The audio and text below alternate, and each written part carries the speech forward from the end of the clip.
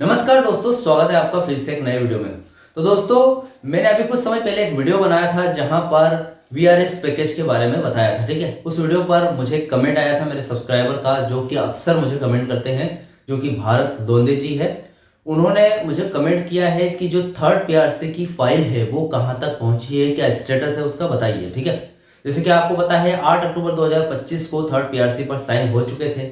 मतलब आज से 45 से 50 दिन पहले की बात है। ठीक है, तो वो साइन हो चुके थे, लेकिन अभी तक उसका क्या स्टेटस है, कहां तक फाइल पहुंची है, कितने उस बात को आगे बढ़ाया गया है, क्या थर्ड पीआरसी लागू हो गई नहीं, ऐसे कर्मचारियों के बहुत सारे सवाल हैं।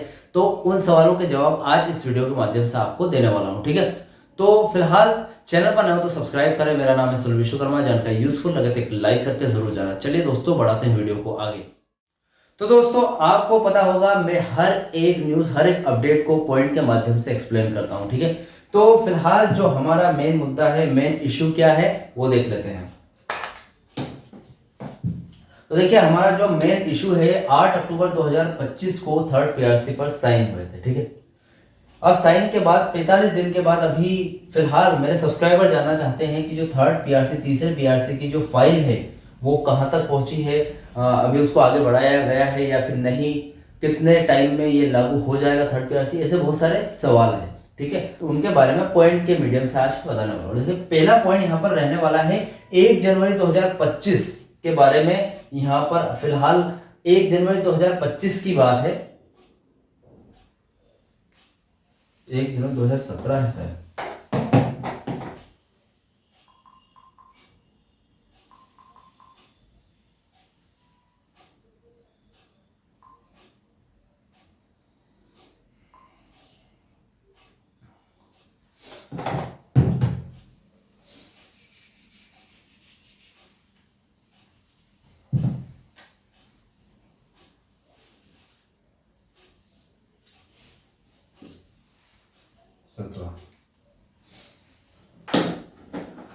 तो देखिए, यहाँ पर थोड़ा सा मिस्टेक हो गई थी मुझसे, 2025 की जगह 2017 की जगह 2025 कर दिया था। देखिए, एक पहला पॉइंट हमारा रहने वाला है 1 जनवरी 2017 को यहाँ पर जो थर्ड पीआरसी लागू हुई थी उस टाइम कुछ हो गया था, जैसे कि अफोर्डेबिलिटी क्लोज।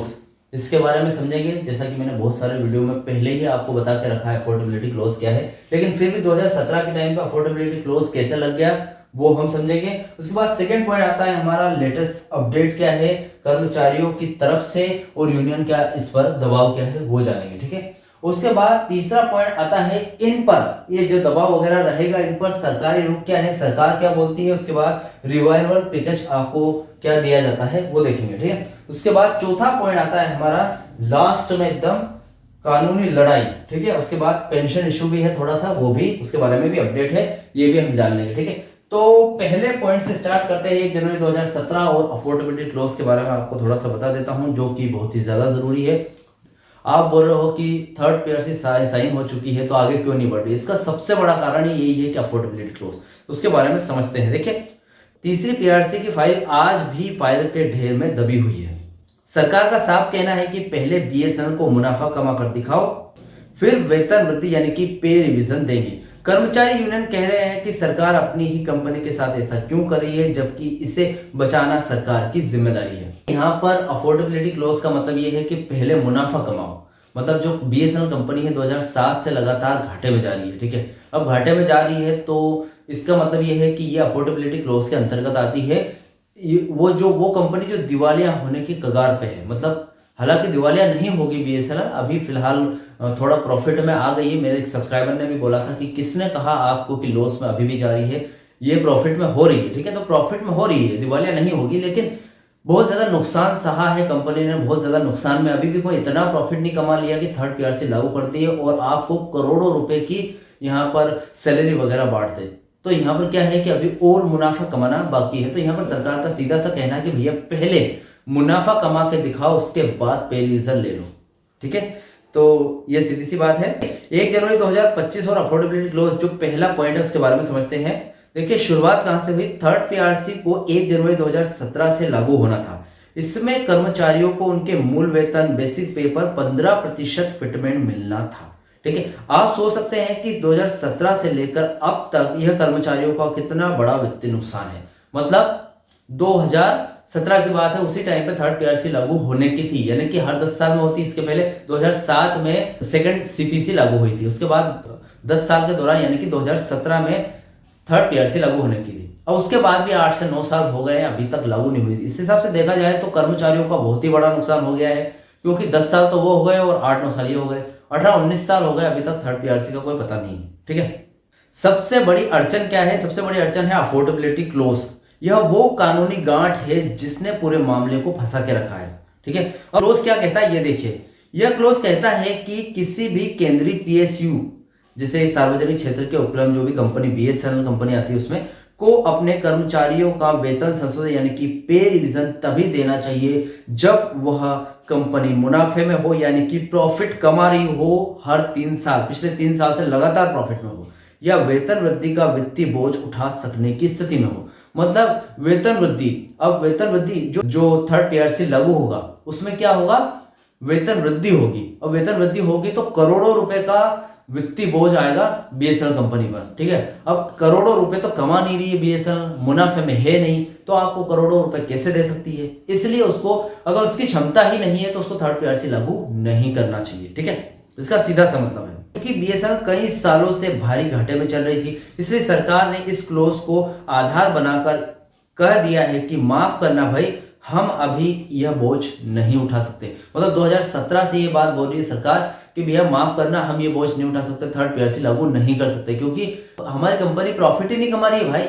ठीक है, अब फिलहाल ये पॉइंट क्लियर हो चुका है अफोर्डेबिलिटी क्लोज का। सेकंड पॉइंट आता है लेटेस्ट अपडेट क्या है, कर्मचारियों की तरफ से यूनियन का दबाव क्या है, वो देख लेते हैं। ठीक है, मामले को आगे बढ़ाने के लिए 3 मोर्चों पर काम हो रहा है। यूनियन का दबाव, सरकारी पैकेज और कानूनी लड़ाई। इन मोर्चों को समझ लेते हैं। देखिए, कर्मचारियों और यूनियन का दबाव क्या है, जो हमारा सेकंड पॉइंट है। फिलहाल लगातार प्रयास कर रही है बीएसएनएल के सभी प्रमुख यूनियन, यानी कि AIGETOA, उसके बाद ACNEA, फिर BSNLU, उसके बाद NFTE, जिसमें से BSNLU सबसे ज्यादा खास है, लीडर भी वही है और उसी की ही चलती है। तो BSNLU ने सारे जितने भी कर्मचारी के संघ है वो सारे प्रयास कर रहे हैं, लगातार संचार मंत्रालय यानी कि डोट और वित्त मंत्रालय पर दबाव बनाए हुए कि भैया थर्ड पीआरसी लागू कर दो, कुछ भी करो, क्लोज को हटा लो, या फिर जो अफोर्डेबिलिटी क्लोज है उसको, उसके नियम को थोड़ा सरल कर दो, हमारे लिए सरल कर दो। 9 साल हो गए भैया, अब तो सरल करो, कुछ तो होगा। अगर बीएसएनएल कभी भी प्रॉफिट में नहीं गई तो क्या कभी थर्ड पीआरसी लागू नहीं करोगे? बीएसएनएल कर्मचारी तो बीएसएनएल छोड़ देंगे, ठीक से काम नहीं करेंगे, तो इसलिए भैया थर्ड पीआरसी तो लागू करो। यूनियनों की सबसे बड़ी डिमांड है कि बीएसएनएल के मामले में इस अफोर्डेबिलिटी क्लोज को माफ यानी कि वाइप ऑफ किया जाए। अब बीएसएनएल यू भैया स्पष्ट बोल रही है कि बीएसएनएल जो अफोर्डेबिलिटी क्लोज है, बीएसएनएल में से इसको हटा दो, कि ये है ही नहीं था या फिर था ही नहीं पहले। अब हटा देंगे तो भैया आपका थर्ड पीआरसी लागू हो जाएगा। अगर थर्ड पीआरसी लागू हो गया तो इतना बड़ा जो बोझ पड़ रहा है कंपनी पर, हजारों करोड़, मतलब करोड़ों रुपए का बोझ पड़ेगा एक साथ। अब वो करोड़ों रुपए कहां से लाएगी? क्या लोन लेकर आपका ये कर्मचारियों को देगी? अब मुनाफा नहीं कमाएगी तो कंपनी चलेगी कैसे? कर्मचारियों का काम क्या होगा वहां पर?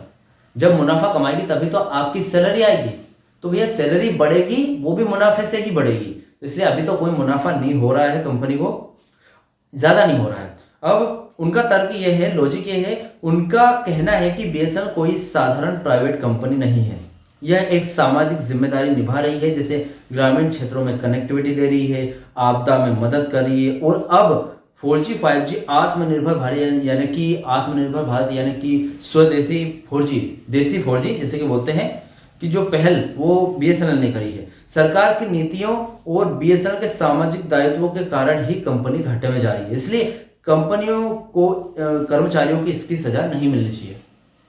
अब जैसे कंपनियां बहुत सारे काम कर रही है, ठीक है, और ये जो बीएसएनएल यू बोल रही है कि जो सरकार घाटे में जा रही है, ये जो सरकारी कंपनी बीएसएनएल कंपनी है ये घाटे में जा रही है, सरकार के फैसलों की वजह से जा रही है। वो फैसले कैसे कर रहे हैं? जैसे कि अगर हम जियो एयरटेल की बात करें तो वहां पर तो कभी कोई घाटा नहीं हुआ ही नहीं, क्योंकि देखिए वहां पर काम पहले मांगते हैं फिर सैलरी उस हिसाब से देते हैं। लेकिन यहाँ पर क्या है, सरकारी नियम में ऐसा चलता है कि सैलरी आप ले लो, उसके बाद भत्ते ले लो, उसके बाद जैसे काम कम है और सैलरी ज्यादा है, और वहां पर क्या है, काम ज्यादा करवाते हैं और सैलरी कम लेते हैं।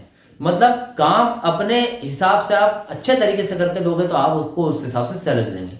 तो भैया वहां वो कंपनी तेजी से दौड़ रही है। तो फैसले क्या किए जा रहे हैं? सरकार कर्मचारियों के हित में फैसला करते हैं या फिर कुछ ऐसे फैसले करते हैं जो नहीं करने चाहिए, उसकी वजह से यहाँ पर कंपनी घाटे में जा रही है। तो इसलिए यह BSNL EU बोल रही है। अब फिलहाल न्यू अपडेट क्या है इस पर? यूनियन अब इस मुद्दे को 4G 5G रोल आउट की प्रगति और BSNL के पुनरुद्धार पैकेज से जोड़कर देख रही है, ताकि सरकार को जल्द से जल्द फैसला लेने पर मजबूर किया जा सके। ठीक है, अब यूनियन बोल रही है कि 4G 5G रोल आउट करना है कि नहीं भैया, आपको कर लीजिए, अभी थर्ड PRC लागू कर देते हैं तो कर्मचारी अच्छी तरीके से काम करेंगे, 4G 5G रोल आउट हो जाएगा। इस चीज को ध्यान में रखते हुए BSNL EU जबरदस्ती मजबूर करवा रही है मैनेजमेंट को या फिर BSNL को। ठीक है, अब इस पर देखिए BSNL ने अपना जवाब दे दिया है, कर्मचारियों ने भी दे दिया। अब इस पर सरकारी रुख क्या है, सरकार क्या बोली है, रिवाइवल पैकेज का क्या मामला है, वो देख लेते हैं। सरकार का रुख अभी भी यही है कि पहले कमा कर दिखाओ फिर खाओ भैया। सरकार ने BSNL को बचाने के लिए जो बड़ा पैकेज रिवाइवल पैकेज निकाला है, जिसमें 4G 5G स्पेक्ट्रम और वित्तीय सहायता शामिल है, उसका मुख्य लक्ष्य यही है कि BSNL जल्द से जल्द ऑपरेटिंग प्रॉफिट में आए। ठीक है, मतलब देखिए 4G 5G रोल आउट होगा तो जो मुनाफा है वो भी अपने आप बढ़ जाएगा, लगभग कॉम्पीट करने लग जाएगी।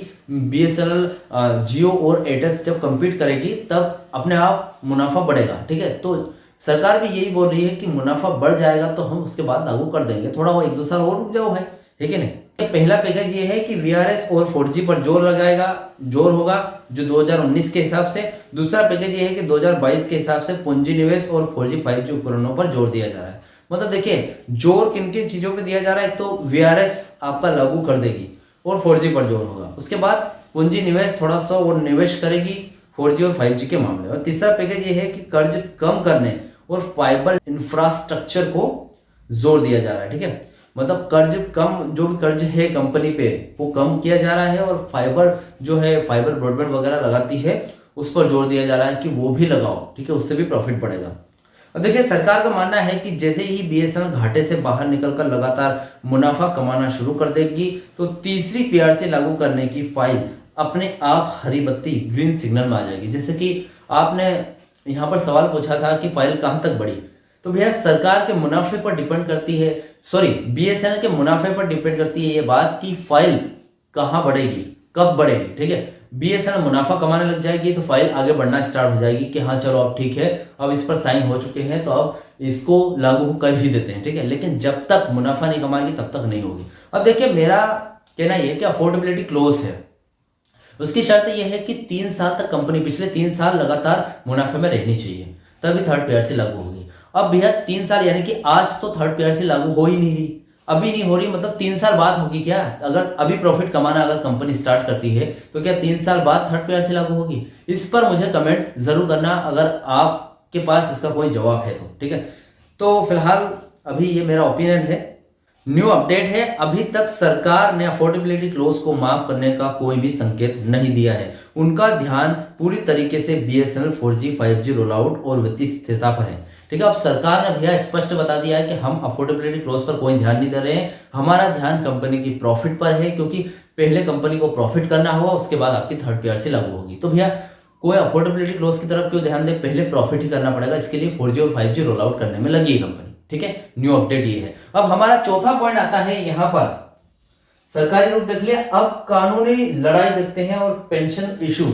इस पर तो कानूनी लड़ाई होगी क्योंकि थर्ड PRC बहुत टाइम से पेंडिंग है, उसके बाद अफोर्डेबिलिटी क्लोज, तो दोनों VS हो जाएंगे आपस में। ठीक है, तो देखते हैं, कोर्ट केस हो रहा है। थर्ड PRC का मामला सीधे तौर पर कर्मचारियों के पेंशन रिवीजन से भी जुड़ा हुआ है। ठीक है, पेंशन रिवीजन, जो कर्मचारी 2017 के बाद रिटायर हुए हैं या होने वाले हैं, उनका पेंशन रिवीजन थर्ड PRC लागू होने पर ही निर्भर करता है। ठीक है, मतलब देखिए 2017 के बाद जो भी रिटायर हुए हैं, क्योंकि 2017 में थर्ड PRC लागू होने वाला था, अब 2017 के बाद जो भी कर्मचारी रिटायर हुए यानी कि पेंशनर्स बन गए या फिर रिटायर होने वाले हैं, तो उनकी जो पेंशन है वो थर्ड PRC पर ही डिपेंड करेगी। उनका रिवीजन, जो पेंशन रिवीजन है वो थर्ड PRC के तहत होगा। थर्ड PRC लागू होता है तो पेंशन रिवीजन लागू होगा। ठीक है, ये हो गया। उसके बाद E5 और E7 अपग्रेडेशन। अब यहाँ पर देखिए E5 और E7 पर भी मैंने डिटेल वीडियो बनाया है, जो पे स्केल पर उनको अपग्रेड किए करके E10 E8 तक लाना है। ठीक है, E5 और E7 पे स्केल अपग्रेडेशन और नॉन एग्जीक्यूटिव के वेतन से जुड़े कुछ मामले हाई कोर्ट और सुप्रीम कोर्ट में चल रहे हैं। इन मामलों में जब भी सुनवाई होती है तो थर्ड पीआरसी के लागू होने के मुद्दे पर भी बहस होती है। ठीक है, अब जैसे कुछ मामले हैं जैसे कि E5 कैटेगरी के है, E7 पे स्केल पर जो भी मामले नॉन एग्जीक्यूटिव कर्मचारियों के वेतन से जुड़े बहुत सारे ऐसे मामले हैं जो ऑलरेडी सुप्रीम कोर्ट और हाई कोर्ट में चल रहे हैं। अब इन केस इन पर जब भी यहाँ पर कोर्ट में कुछ सुनवाई वगैरह होती है तब थर्ड पीआरसी का मामला जरूर जुड़ता है और इस पर बहस भी होती है कि थर्ड पीआरसी का मामला कहां तक पहुंचा है और कब तक लागू होगा। देखिए, कोर्ट का कोई भी फैसला भले ही वो पेंशन या पे स्केल से जुड़ा हो, थर्ड पीआरसी को लागू करने की दिशा में एक मजबूत आधार बन सकता है। देखिए, यहाँ पर स्पष्ट थोड़ा सा बात है, अगर कोर्ट में कोई भी फैसला लिया जाएगा वो पे स्केल से जुड़ा रहेगा या फिर पेंशन से, तो हो सकता है थर्ड पीआरसी लागू करने पर भी थोड़ा सा विचार करे कोर्ट। ठीक है, और लास्ट में देखिए यहाँ पर सबका जोड़ तोड़ यही आता है कि बीएसएनएल की तीसरी पीआरसी फाइल अभी भी संचार मंत्रालय, डोड और वित्त मंत्रालय के बीच फंसी हुई है। ठीक है, फाइल कहाँ है? सरकारी गलियारों में पेंडिंग है। अब यहाँ पर बीएसएनएल का मुनाफा और अफोर्डेबिलिटी क्लोज को हटाने राजनीतिक, देखिए फाइल कहाँ है? अभी सरकारी गलियों में फंसी हुई है। उसके बाद फैसला किस पर निर्भर करता है? बीएसएनएल का मुनाफा अफोर्डेबिलिटी क्लोज को हटाने या फिर राजनीतिक प्रशासनिक फैसले पर निर्भर करता है। आगे क्या करना है? कर्मचारी अब उम्मीद कर रहे हैं कि बीएसएनएल का 4G 5G रोल आउट सफल हो और कंपनी जल्दी ही ऑपरेटिंग प्रॉफिट में आ जाए, ताकि सरकार के पास पीआरसी को रोकने का कोई भी बहाना ना बचे। 4G 5G जैसे रोल आउट होगा, प्रॉफिट में आएगी कंपनी, ऑपरेटिंग प्रॉफिट में, तो 100% आपकी फाइल भी आगे बढ़ जाएगी। तो मेरे सब्सक्राइबर ने जो पूछा था, आई होप उसका जवाब उनको मिल गया होगा। और इस अपडेट से रिलेटेड और भी कोई आपके डाउट क्वेश्चन वगैरह रह गया तो मुझे कमेंट बॉक्स में कमेंट कीजिए, मैं जवाब देने की पूरी कोशिश करूंगा। वीडियो अच्छा लगा तो वीडियो को लाइक कमेंट से जरूर करें। मिलते हैं दोस्तों नेक्स्ट वीडियो में। सी यू सून।